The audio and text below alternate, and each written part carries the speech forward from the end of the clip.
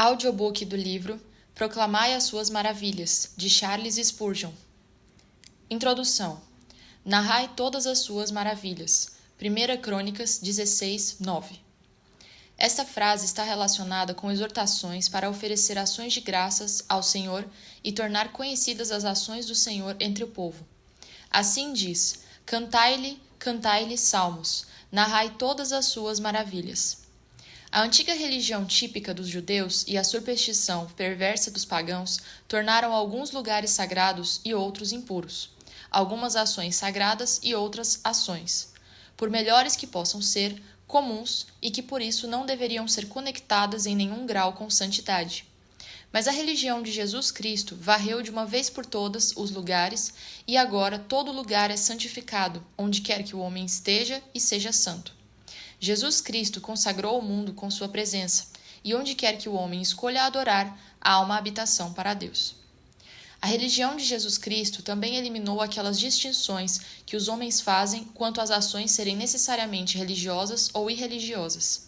Alguns acham que cantar um salmo é adorar a Deus, mas alimentar os pardais é, segundo eles, um assunto secular. Subir a um lugar reservado para adoração e ali ajoelhar-se em oração é adoração ao Altíssimo. Mas, segundo eles, praticar atos de misericórdia e justiça não é um tributo de adoração a Deus. Agora, a própria essência da religião cristã é apenas isso, que não é uma coisa confinada a horas, horários e lugares, mas é uma coisa relacionada ao Espírito. Não está em trajes exteriores ou em meras palavras, mas permeia todo o espírito do homem e o faz transformar toda a sua vida em adoração. Por isso, cada ação que ele realiza em espírito e sob a influência de Deus é santidade para o Senhor. Deus é adorado por servos que cumprem os deveres de sua posição, por juízes que decretam a justiça, por comerciantes que agem com justiça, por filhos que obedecem a seus pais e por pais que educam seus filhos no temor do Senhor. Não há uma linha a ser traçada em qualquer lugar para que você possa dizer: fora com isso, pois você está indo além do santuário da religião e está entrando nos átrios externos frequentados pela multidão. Aqui está o grande erro que alguns cristãos cometeram em relação à política. Eles supuseram que um homem não poderia ser cristão e político. Por isso, muita injustiça foi feita. O fato é que quando um homem sente que não há nada que pertença ao homem, senão o que pode ser consagrado a Deus, e quando ele diz: eu, sendo servo de Deus, posso tomar tudo o que pertence ao homem e devotá-lo como santidade ao Senhor, ele atinge a mais alta ordem de humanidade e ilustra o mais alto estilo de cristianismo.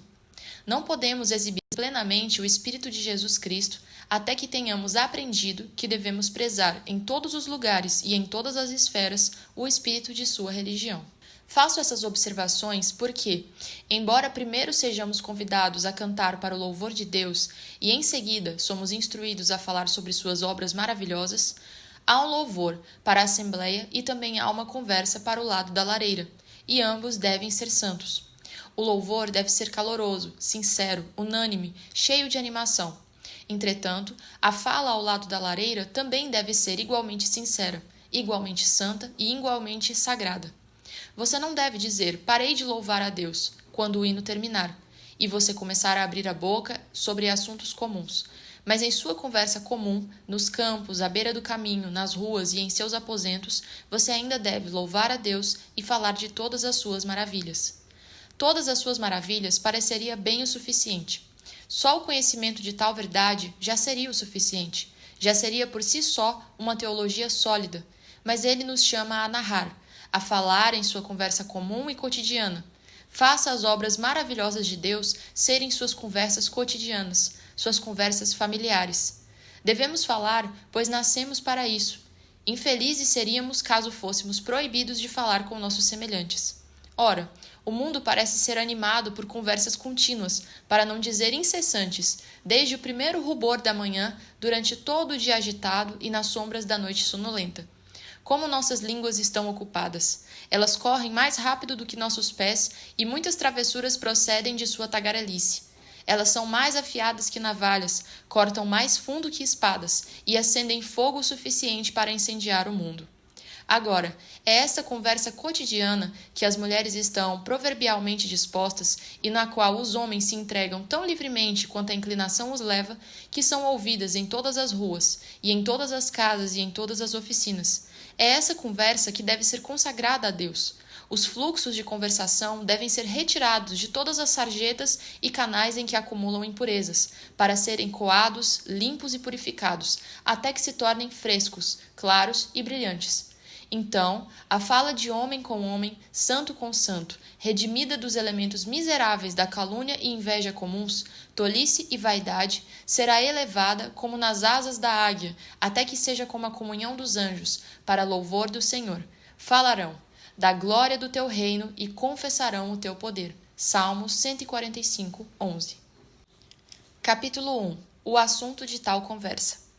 Irmãos, devemos falar mais sobre as maravilhas de Deus conforme as encontramos nas Sagradas Escrituras. Você lê a palavra de Deus? Infelizmente, em quantos casos a Bíblia é o livro menos lido da casa. Estou inclinado a pensar que, embora possa haver mais Bíblias na Inglaterra do que qualquer outro livro, há menos leitura da Bíblia do que qualquer outra coisa na literatura. O volume sagrado parece ser pouco conhecido por muitos, exceto pelos capítulos lidos nos serviços públicos e pelas citações de ministros, enquanto, infelizmente, para nós, nossa conversa tem muito pouco sobre os registros dos atos poderosos do Senhor. Mas os antigos santos costumavam falar uns com os outros sobre porções das Escrituras. Eles falavam com frequência e nunca pareciam mais felizes do que quando estavam pensando naquela história do Mar Vermelho, quando o Senhor feriu Raabe e quebrou a cabeça do dragão. Eles ficavam juntos, conversando sobre as guerras do Senhor, do que ele fez no rio de Arnon, como ele conduziu seus servos através do Jordão e os trouxe para a terra prometida, e como ele expulsou os cananeus e matou seus reis. Eles falavam dessas coisas não apenas como eventos históricos, mas como vendo o Senhor em todos eles. E eles falavam e liam sobre tais acontecimentos, pois viam neles assuntos dignos de seus estudos.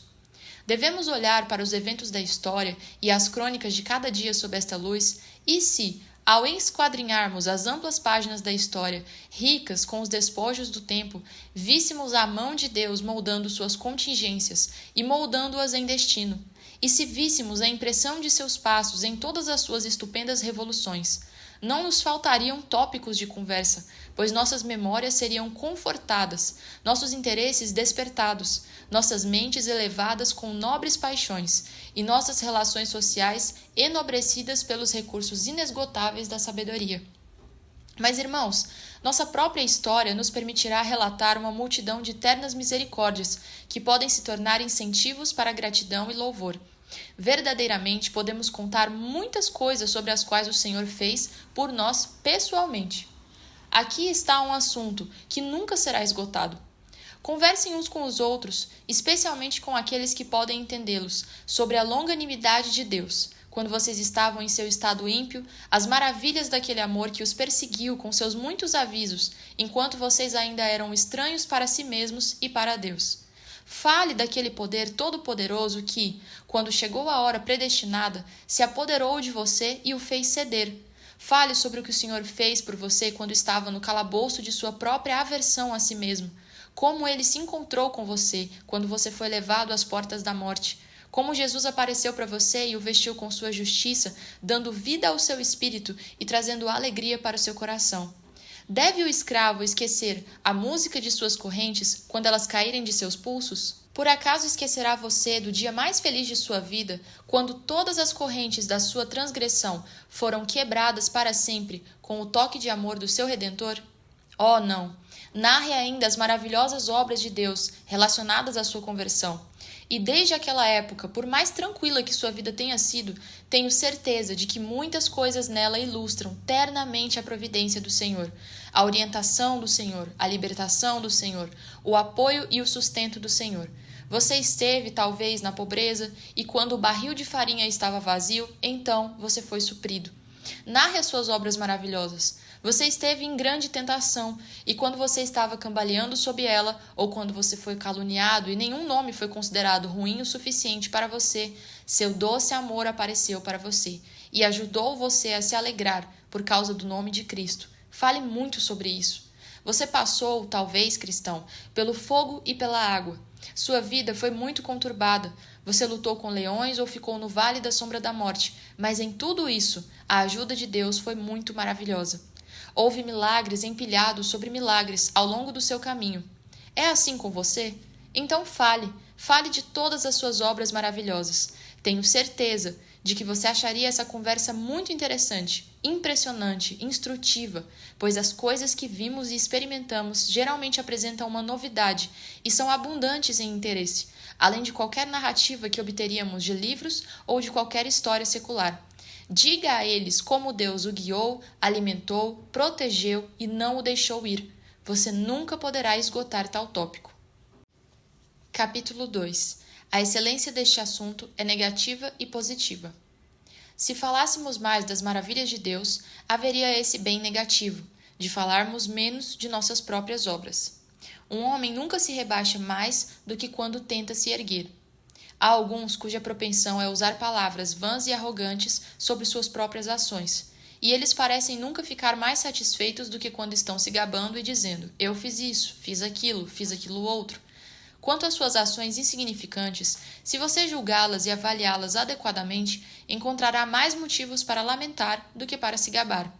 Dê ao Senhor a glória que é devida ao seu nome e sua discrição não será prejudicada. Se falássemos mais das maravilhas de Deus, estaríamos livres de falar das outras e de outras pessoas. É fácil criticar aqueles com os quais não podemos rivalizar e criticar aqueles com os quais não podemos nos igualar. Aquele que não sabia esculpir uma estátua ou efetuar um único golpe de pincel corretamente tende a evidenciar e a acusar onde o artesanato do maior escultor poderia ter sido melhorado. É uma ocupação pobre e lamentável fazer buracos nos casacos de outras pessoas, mas ainda assim, algumas pessoas parecem tão satisfeitas quando percebem uma falha que a rolam sob a língua como um doce pedaço. Por que isso deveria ser assim? Por que você deveria criticar os servos de Deus desta maneira? Eles não são seus servos, mas seus servos.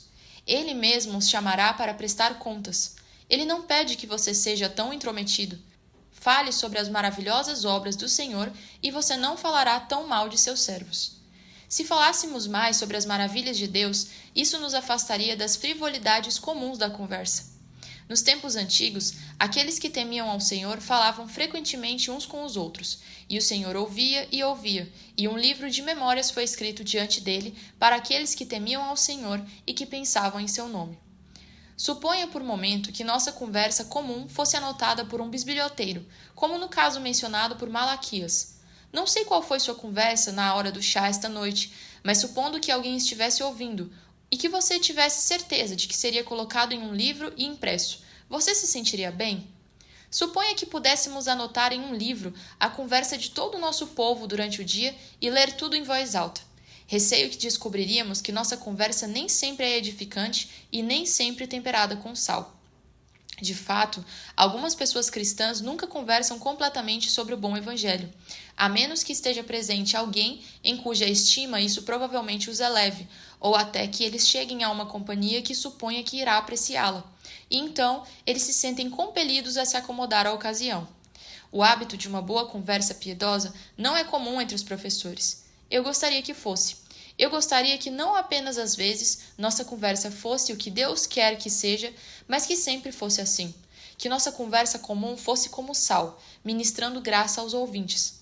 Assim como há uma excelência negativa sobre este assunto em nossas conversas, também há uma excelência positiva. Supondo que falássemos mais das obras maravilhosas de Deus, quando o hábito fosse adquirido, nós estaríamos mais treinados para analisar, de maneira mais profunda, as inúmeras providências de Deus. A memória, o tesouro da mente, deve ter seus bens classificados e seus registros indexados, de modo que as coisas que ouvimos e lemos possam não apenas ser bem retidas, mas facilmente referidas. Como Cowper diz, na conversa, principalmente quando a religião lhe der o caminho, deve fluir como as águas após as chuvas de verão, não como se erguido por meros poderes mecânicos. As misericórdias de Deus fluem por nós como um rio, mas esquecemos de contar suas inúmeras ondas. Recebemos as misericórdias frescas todos os dias e as consideramos superficialmente. Muitas vezes elas são esquecidas na ingratidão e logo morrem. O espírito de observar Deus em todas as coisas prevalecia entre os nossos ancestrais puritanos. Eles viam Deus em cada gota de chuva e em cada raio de sol. Eles costumavam falar sobre as mudanças mais comuns da atmosfera como vindas da mão de Deus. Eles costumavam falar de incidentes que poderíamos considerar triviais, como relacionados aos decretos daquele que ordena todas as coisas segundo o conselho de sua própria vontade. Que também nós, em meio aos vários labirintos da vida, pudéssemos aprender a seguir o curso da sabedoria sem limites e do amor sem limites. Tal conversa, irmãos, seria muito enobrecedora. Ora, isso nos assemelharia aos santos antigos e aos espíritos diante do trono. Qual era a conversa deles? Eles falavam das obras maravilhosas de Deus, das obras de Deus na criação, das obras de Deus na providência, das obras de Deus na graça. Eles estavam muito envolvidos com o esplendor da presença divina e não permitiam que suas conversas puras degenerassem em qualquer tema mesquinho. Sim, e vivendo como vivemos na presença de Deus, professando ter o Espírito Santo habitando em nós e ter sido levantado do mundo para a comunhão com Jesus Cristo, deve ser nossa santa ambição ter conversas sobre coisas que são dignas de nosso alto chamado e profissão, coisas que têm a ver com nossa eleição e nos ajudarão a avançar para nossa porção eterna. Não deveríamos ser tão rastejantes como somos, se falássemos mais das coisas maravilhosas de Deus. E, amados, enquanto mantivermos esta elevada comunhão de coração e língua, como nossa gratidão brilharia e que impulso seria dado a toda a nossa vida. Não sei como você se encontra, mas para mim não é fácil manter a vida espiritual na plenitude de seu vigor. Ir semana após semana, mês após mês e ano após ano, avançando penosamente na peregrinação é um trabalho árduo. Tal trabalho requer um grande grau de força, determinação e habilidade. Se fosse um salto tremendo, poderíamos realizá-lo facilmente se fosse apenas um salto na corrida. Poderíamos ganhar o prêmio rapidamente, mas para continuar e ainda manter nosso zelo é uma tarefa difícil. Precisamos estar sempre acordados e sermos sempre sinceros. Por isso, as misericórdias de Deus são necessárias para serem meios de graça para nós, para refrescar nossa gratidão e colocar novo combustível no altar. Irmãos, ainda não vivemos como deveríamos. Parece que não conhecemos o que realmente significa a vida cristã. Quando acabei de citar nossa conversa como sendo pobre, mesquinha e estéril, apenas apanhei uma folha mofada de todo o campo, pois toda a nossa vida, como um todo, é muito mesquinha. Que o Senhor nos esquadrinhe, que meios Ele provavelmente usará, exceto Ele empregar a vara de castigo, como a renovação da nossa memória e de sua grande bondade, para que possamos ser constrangidos a nos dedicarmos mais plenamente a Ele? Capítulo 3. Incentivos para falar sobre Deus, as maravilhas de Deus. Já disse que falar sobre as obras de Deus evitaria muito mal e nos faria muito bem. Não posso acrescentar com segurança que seria também um meio de fazer muito bem aos outros? Se falássemos frequentemente das maravilhosas obras de Deus, poderíamos impressionar o pecador, iluminar o ignorante e consolar o desanimado. Você diz, mas como faremos isso? E eu respondo, como é que você não fez isso antes? Se começássemos cedo em nossa caminhada cristã a fazer de Jesus Cristo nosso companheiro na família e em todos os lugares onde quer que fôssemos e levá-lo sempre conosco, deveríamos sempre falar dele, e isso se tornaria o negócio de nossa vida. Tenho notado que muitos cristãos demoram anos para começar a falar sobre este assunto. Eles cultivam hábitos de retaguarda e reticências mais sobre este assunto do que sobre qualquer outro. Talvez seja muito tempo depois de terem confessado Cristo como Senhor e Salvador que se apresentam para obedecer ao segundo grande mandamento do batismo. Da mesma forma, a mesma timidez acontece com relação a falar sobre Cristo em todas as suas conversas. Eles o amam, pelo menos em sua caminhada e ações, mas por eles não terem começado a reconhecê-lo abertamente, eles não podem quebrar o gelo agora. Se no começo da caminhada eles tivessem coragem de dizer: eu dei minha língua a Cristo e pretendo usá-la para Ele, sou seu servo e pretendo servi-lo onde quer que eu vá, eles teriam continuado a profissão e a prática de narrar as maravilhas de Deus? Irmãos, é a desconfiança que os restringe? Cuidado, a desconfiança é covardia. Por isso, diga a si mesmo, cada um de vocês: sou um soldado da cruz, um seguidor do Cordeiro? Por acaso, devo temer fazer parte de sua causa ou me envergonhar para falar sobre seu nome? O quê? Na presença do nobre exército de mártires que temiam não morrer, você tem medo de falar? O quê? Se eles permaneceram no fogo ardente para Cristo, você não pode suportar, se assim for, uma zombaria ou sarcasmo? Você deve ser perversamente taxado como burro quando fizer algo por Cristo no círculo em que sua providência o lançou? Oh, tenha vergonha de ter vergonha. Peça ao Mestre que, qualquer que seja o medo que você tenha, que você possa ser liberto do medo do homem, que é uma armadilha para o povo de Deus. Narrai todas as suas maravilhas. Mas alguns objetarão: não tenho dons nem habilidades. Não, meu irmão, minha irmã, não é necessário nenhuma habilidade para falar. Fale como você fala. Não há requisitos de língua talentosa. Não há poderes de eloquência que devem ser aprendidos. Nem leis de retórica, nem regras de gramática são consideradas indispensáveis na conversa simples que meu texto inculca. Narrai todas as suas maravilhas. Analise bem o motivo pela qual você diz que não pode fazer isso. Você não pode porque você não quer? Se você quisesse, você poderia falar bem de seu nome, porque não falta habilidade em ninguém para dizer algo positivo sobre Jesus. Você é babá? Fale de seu nome para os pequenos tagarelas aos quais você foi confiado. Ou você é um varredor de passagem? Amigo, há alguns que você pode alcançar que eu nunca verei na vida. Mas eu sou tão pobre, você responde. Eu trabalho no meio de um grupo tão profano e blasfemo. Ah, amigo, mas você pode falar, eu sei que pode. De nada adianta falar com um bêbado. É como lançar pérolas aos porcos, mas ele nem sempre está bêbado. Há um tempo de sobriedade, e então é nessa hora que você deve falar. Você não deve falar de Cristo a ponto de parar o moinho ou interpor sua religião no caminho dos negócios. Isso seria indiscreto. Mas tem hora de lazer, tem hora de jantar, tem hora que eles falam com você, e aí é a sua hora de falar com eles. Assim como os profanos tomam a liberdade de forçar a sua irreligião sobre você, você também deve tomar a liberdade de impor sua religião sobre eles. Use sua inteligência. Descubra os horários adequados e, em seguida, use tal horário para falar de Deus. Semeia pela manhã a tua semente, e à tarde não repouses a mão, porque não sabes qual prosperará, se esta, se aquela ou se ambas igualmente serão boas. Eclesiastes 11:6. Eu tenho apenas um objetivo neste dia. Se eu conseguir, ficarei muito feliz. Meu objetivo é que os cristãos falem mais sobre o amor de Deus na mesa do café da manhã, na mesa do chá, na mesa do jantar. Que o companheirismo doméstico e as hospitalidades sociais possam ser santificados, e isso sem privá-los de seu convívio cordial. Antes, infundindo neles um entretenimento superior, que nós, que somos mestres, falemos das coisas de Deus, para que nossos servos as ouçam, e que os servos falem de Cristo, de modo que seus companheiros e mestres os ouçam. A grande arma da religião cristã tem sido a pregação pública da palavra. Eu não menosprezo tal arma, mas ela nunca evangelizará as nações, a menos que haja uma constante reiteração da verdade pregada, até que ela flua por inúmeros pequenos condutos, em todos os círculos da sociedade. Wycliffe era apenas um homem, mas ensinou outros a ler. Uma página do Evangelho de Mateus e da Epístola aos Romanos foi dada a cada um.